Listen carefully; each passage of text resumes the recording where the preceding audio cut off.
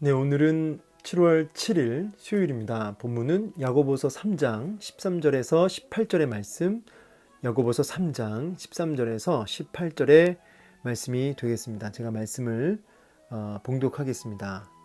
13절입니다. 너희 중에 지혜와 총명이 있는 자가 누구냐? 그는 선행으로 말미암아 지혜의 온유함으로 그 행함을 보일지니라. 그러나 너희 마음속에 독한 시기와 다툼이 있으면 자랑하지 말라. 진리를 거슬러 거짓말하지 말라. 이러한 지혜는 위로부터 내려온 것이 아니요 땅 위의 것이요 정욕의 것이요 귀신의 것이니 시기와 다툼이 있는 곳에는 혼란과 모든 악한 일이 있음이라. 오직 위로부터 난 지혜는 첫째 성결하고 그 다음에 화평하고 관용하고 양순하며 긍휼과 선한 열매가 가득하고 편견과 거짓이 없나니 화평케 하는 자들은 화평으로 심어 의의 열매를 거두느니라. 아멘. 네, 오늘 이제 본문을 통해서 우리가 또 중요한 또 깨달음과 또 순종의 열매가 있기를 원하는데요. 자, 13절은 이제 어제 말씀과 연결되어져서 이제 결국 이제 행함이 있는 믿음. 우리가 믿음이라고 했을 때는 예수를 믿음으로 우리가 이제 구원을 받고 이제 천국으로 가는데, 이 믿는다라고 했을 때는 행함이 있는 믿음과 행함이 없는 믿음이 있다는 거죠. 그래서 행함이 있는 참 믿음, 이 행함이 그러면 이제 무엇이냐라고 하면서 이제 우리 어제는 이 혀에 대해서 이 혀를 제갈먹이고 혀를 절제하고 우리 말과 행실에 있어서 예수님의 성품을 드러내 보일 수 있어야 된다. 그래서 함부로 하나님의 형상대로 지음받은 사람을 저주하지 말고, 이런 메시지였어요. 그래서 우리 한 입에서 찬송과 저주가 나올 수 없다. 우리가 입으로는 하나님 하나님 말하면서 또 이웃을 또 형제를 우리가 험담하고 그렇게 그를 악하게 얘기할 수 없다는 거죠. 주님 바라보고 그 형제의 어떠함 때문이 아니라 주님 때문에 그렇게 이웃을 섬길 수 있어야 된다. 내 입술로 너의 신앙을 증명해라. 제가 말씀을 나누었습니다. 자, 그러면서 오늘은 13절에 지혜와 총명이 있는 자는 누구냐 이렇게 물어보죠. 결국은 이 예수를 믿는다고 했을 때는 그 안에 뭐가 있는 거냐면 지혜와 총명이 있는 겁니다. 예수님을 믿는다라고 했을 때는 예수님 자체가 지혜이시고 예수님 자체가 총명이시기 때문에 이 지혜와 이 총명, 이 지혜는 이제 어떤 통찰력이기도 하고요. 어떤 사물을 꿰뚫어 보는 통찰력, 그리고 총명은 이제 그것을 빨리 깨닫고 빨리 이해하는 어떤 그런 능력들이죠.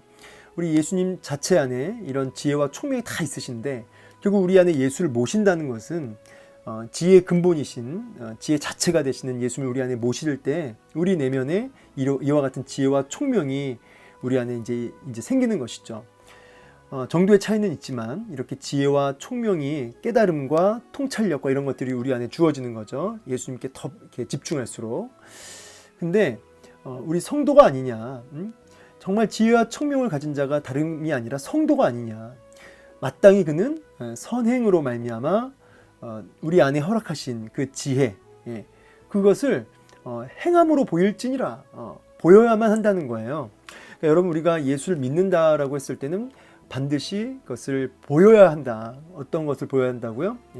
우리 안에 있는 지혜와 총명을 가지고 마땅히 우리가 말과 행실에 있어서 그렇게 예수님을 드러내 보이는 그런 선행, 이게 여러분 도덕적으로 윤리적으로 어떤 착한 행실이라는 의미도 물론 있겠지만은 그걸 포괄해서 하나님 뜻을 이루는, 하나님의 의를 이루는 모든 선행이죠. 그래서 여기서 이 선이라고 하는 의미를 조금 더 우리는 성경적으로 이해하시면 좋겠어요.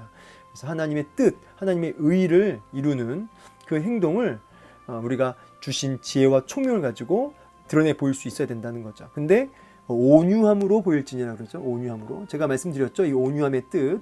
온유라고 하는 것은 길들여지지 않는 아주 힘있고 거친 야생마가 아주 능력 있는 그 주인을 만나서 잘 길들여진 상태, 그게 온유라는 거예요.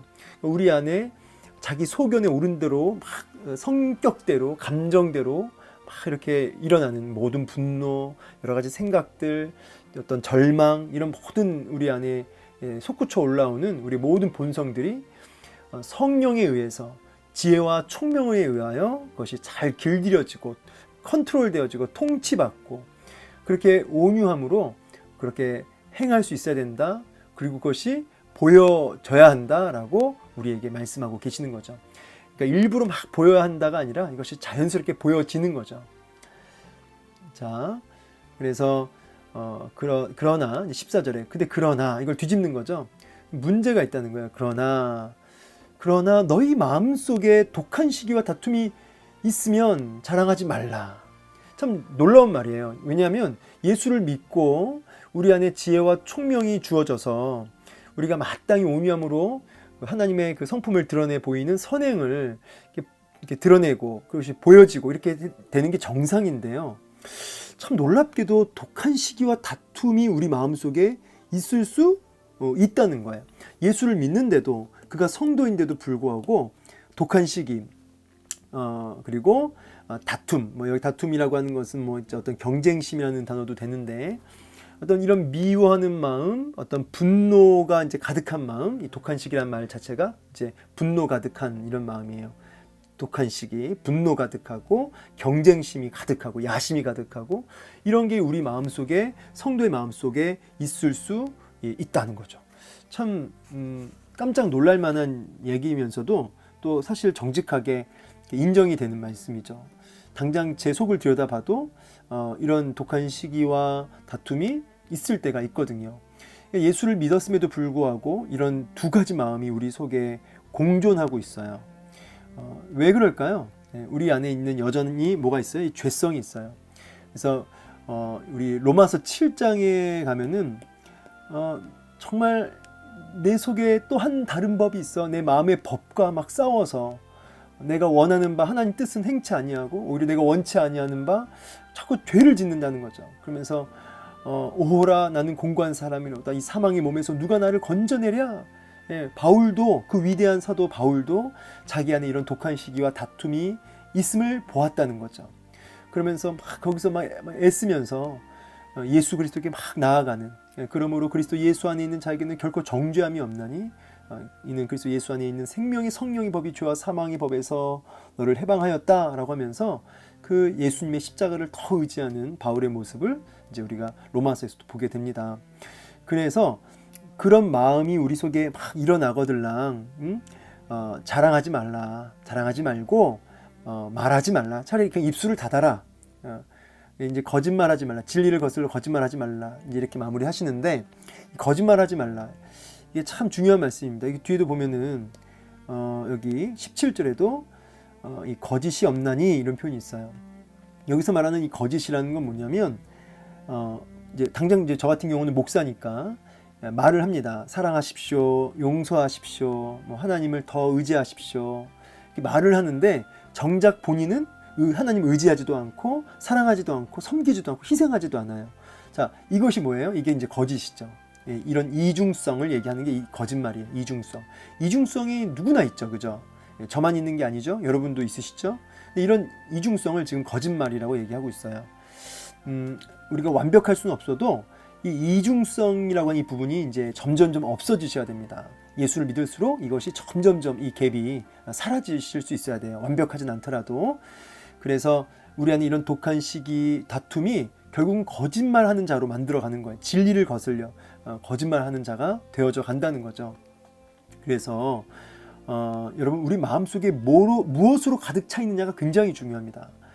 우리 마음속에 무엇으로 가득 차 있느냐, 이것을 통해서 거짓말하는 자가 될 수도 있고, 또 아니면은 진리를 거슬리지 않고 진리를 쫓아 하나님 뜻을 이루는, 선행을 이루는 자가 될 수도 있는 거죠. 결국 마음속에 뭐가 들어차 있느냐, 독한 시기와 다툼이냐, 아니면 하나님의 말씀이냐, 이거죠. 그러면서 15절에 이러한 지혜는 위로부터 내려온 것이 아니요 땅 위의 것이요 정욕의 것이요 귀신의 것이다. 그러니까 이런 우리 마음속에 이런 시기, 다툼은 하나님이 주시는 마음이 아니다는 거예요. 그것은 귀신 것이다. 귀신 것이다. 그거는 정욕 것이다. 정욕 것. 땅의 것이다. 여러분, 그래서 어떤 말이 나올 때, 또 어떤 감정이 올라올 때, 이거 지금 누가 준 감정이냐? 누가 준 말이냐? 누가 준 생각이냐? 하나님이 주신 마음이냐? 아니면은 사탄이 주는 마음이냐? 이렇게 질문하면서 분별하실 수 있어야 합니다. 그래서 우리는 위의 것을 찾으라. 그래서 17절에 오직 위로부터 난 지혜는 첫째 성결, 깨끗하고, 다음에 화평하고, 관용, 친절하고, 용납하는 거죠. 양순하고, 궁일과 선한 열매가 가득하고, 편견과 거짓이 없다라고. 지금 이거 자세히 보면 그 갈라디아서 5장에 있는 성령의 열매, 사랑과 희락과 화평과 오래 참음, 자비, 양선, 충성, 온유, 절제, 이거랑 거의 비슷하죠. 이게 다 결국 뭐냐면 인격적인 건데, 여기도 깨끗하고 화평하고 관용할 수 있고 양순하고, 그 다음에 긍휼과 이런 모든 것들이 다 인격적인 거죠.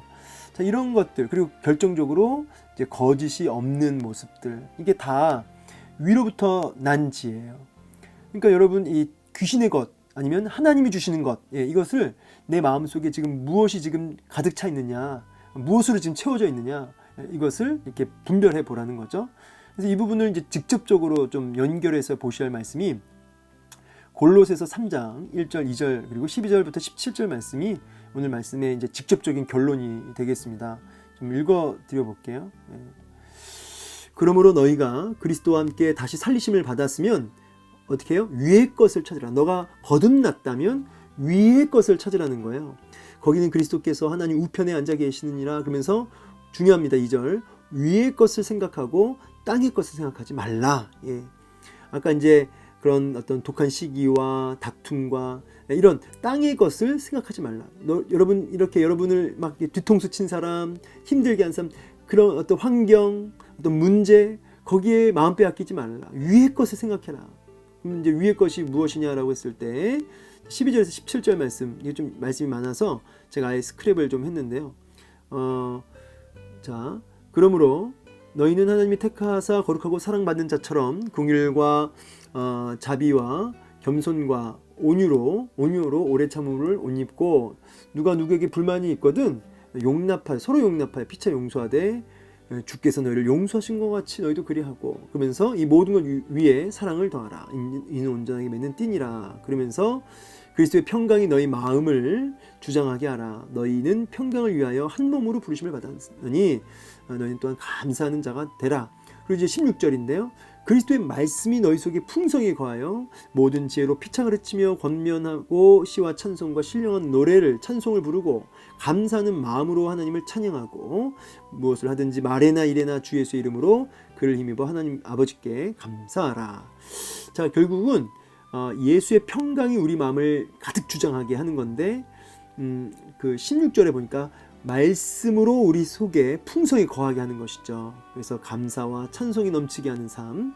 그래서 여러분, 이제 다시 본문으로 돌아와서 결국은 우리가 이 위의 것, 결국은 하나님의 말씀으로 우리 속을 가득 채우는 거죠. 하나님의 말씀과 그리스도 예수의 평강. 이 그리스도 예수의 평강이라고 했을 때는 예수님께 집중되어져 있는 상태를 가리켜요. 예수님과 깊은 사귐, 깊은 어떤 교제, 깊은 어떤 연합됨을 누리는 삶이죠. 예수님께 온전히 집중되어져서 그 주님이 주시는 평강을 누리는 것입니다. 그러면서 오늘 이제 이 마음에 예수 그리스도께 집중되어지고, 이 마음에 우리 말씀으로 풍성히 채워지는 그 일을 통해서 우리는 위의 것을 찾는 삶이 됩니다. 그래서 위로부터 난 지혜는 이런 것들이죠. 예수 그리스도와 그분의 말씀, 그게 이제 위로부터 난 지혜라고 할 수 있습니다. 그렇게 우리 마음을 위로부터 난 지혜로 가득 채울 때 이런 성결과 화평과 이런 열매들이 이제 거짓 없는 삶이 되는 것이죠. 여러분, 정말 거짓 없는 삶 되고 싶잖아요. 마음은 원이로되 육신이 약하도다 하면서 맨날 이렇게 우리가 폐잔병처럼 살 수는 없잖아요. 그러려면 어떻게 돼요? 우리의 마음에 오늘도 무엇으로 채울 것인가? 독한 시기와 다툼으로 채울 것인가? 예수 그리스도와 말씀으로 채울 것인가? 오늘 이제 한 날도 여러 가지 생각들이 막 이제 들어옵니다. 우리 마음에 들어오려고, 비집고 들어오려고. 그때마다 우리 마음속에 들어오지 말아야 될 것은 딱 문을 막고 우리 마음속에 마땅히 채워야 될 것은 가득 채워서 거짓 없는 삶 그리고 위로부터 난 지혜로 이렇게 마땅히 맺어야 할 선한 열매들이 가득 넘쳐나기를 소망합니다. 그들은 화평케 하는 자들의 모습이 될 거예요. 피스메이커. 그래서 샬롬, 하나님의 샬롬이 내 삶 속에도 그렇게 충만하게 임하게 되고 나만 그런 게 아니라 내 주위에 있는 모든 사람들이 이 화평을 누리게 되는 거죠. 그래서 화평케 하는 자.